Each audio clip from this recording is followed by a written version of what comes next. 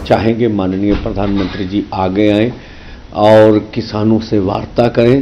2012 में जब माननीय प्रधानमंत्री जी मुख्यमंत्री थे तो वो कंज्यूमर अफेयर कमेटी के चेयरपर्सन थे, तो उन्होंने जो आज मांग हम कर रहे हैं उनकी सिफारिश की थी कि एमएसपी खरीद की गारंटी का कानून बनना चाहिए। मीडिया में अभी बातें आ रही हैं कि सरकार बोल रही है कि ये जो एमएसपी खरीद की गारंटी का कानून है ये बन नहीं सकता इतनी जल्दी। मैं फिर आपके माध्यम से कहना चाहूँगा कि ये 23 फसलों के ऊपर एमएसपी अनाउंस करते हैं। सीएसीपी की रिपोर्ट के अनुसार सारी कैलकुलेशन होती है पूरे देश से।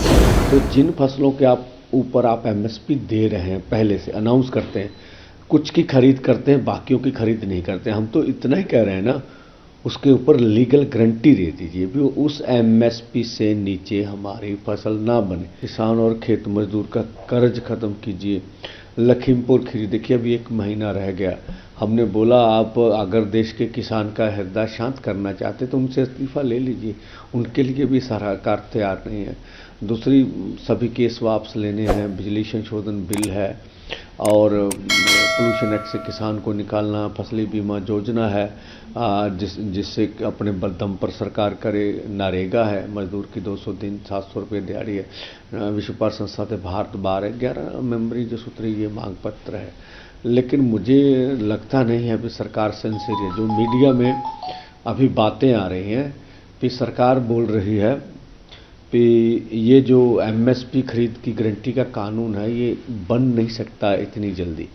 मैं फिर आपके माध्यम से कहना चाहूँगा कि ये 23 फसलों के ऊपर एमएसपी अनाउंस करते हैं। सीएसीपी की रिपोर्ट के अनुसार सारी कैलकुलेशन होती है पूरे देश से। तो जिन फसलों के ऊपर आप एमएसपी दे रहे हैं पहले से अनाउंस करते हैं, कुछ की खरीद करते हैं, बाकियों की खरीद नहीं करते। हम तो इतना ही कह रहे हैं ना, उसके ऊपर लीगल गारंटी दे दीजिए भी उस एमएसपी से नीचे हमारी फसल ना बने। तो इसमें कमेटी का तो सवाल नहीं है। सीएसीपी की रिपोर्ट आपके पास है, आप पहले चीज़ अनाउंसमेंट कर रहे हैं।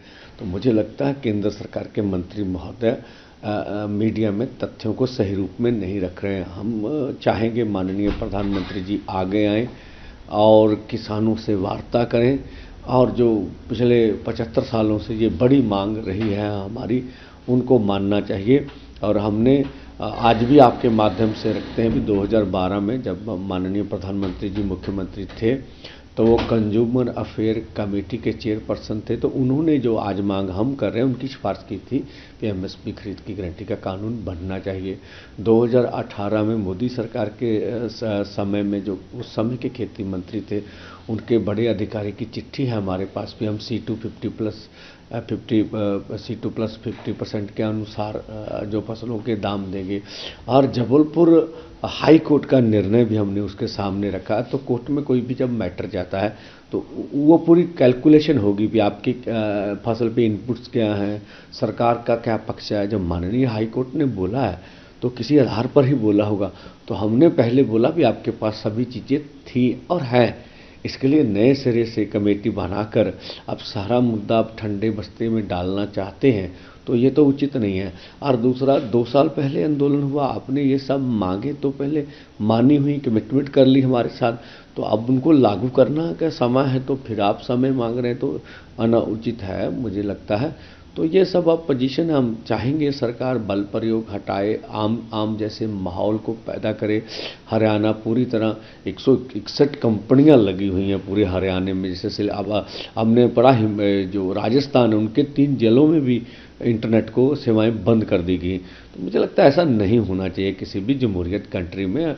हम इस देश के किसान मजदूर हैं, हमें अपनी बात रखने दीजिए। हम आगे आपने हमारी बात माननी ना माननी एक अलग बात है।